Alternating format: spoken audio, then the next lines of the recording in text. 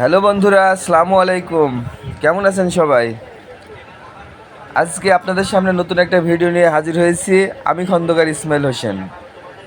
আপনারা জানেন আমি বেশ কিছুদিন যাবৎ ইন্ডিয়াতে আছি। এই দেখতে পাচ্ছেন আমি আজকে আসছি কোচবিহার রাজবাড়ি। অনেক অনেক অনেক বড় এরিয়া, মানে এক সাইড থেকে আরেক সাইড দেখাই যায় না।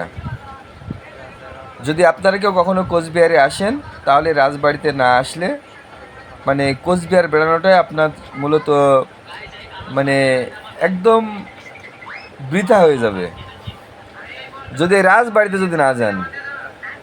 কারণ কোচবিহারের সবথেকে বড় ঐতিহ্য এই রাজবাড়ি। অনেক অনেক দূর দূরান্ত থেকে অনেক লোকজন আসে দেখতে, অনেক প্রদেশ থেকে আসে, অনেক দেশ থেকে আসে। যে রাজার নাম ছিল কোচ রাজা, সেই হিসাবে এই কোচবিহার জেলার নাম কোচবিহার।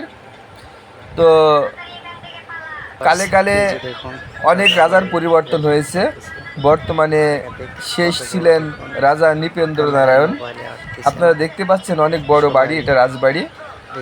এই বাড়িটা মানে ক্যামেরা ধরার মতো না, ফোনের যে ক্যামেরা সেই ক্যামেরা ধরার মতো না, এত বড় বাড়ি। আর ভিতরে অনেক কিছু আছে, বিভিন্ন ধরনের মূর্তি আছে, পূজা পাথরের পূজা তৈরি করা আছে, এবং ওখানে হাতির কঙ্কাল আছে। ভিতরে রাজারা কে কতদিন যাবৎ এখানে শাসন আমল ছিল, কে কতদিন শাসন করেছেন, সে বিস্তারিত সব কিছু আমি পরের ভিডিওতে আপনাদের দেখাবো। আপনারা আমার ভিডিওটা ফলো দিয়ে পাশে থাকবেন। খোদা হাফেজ।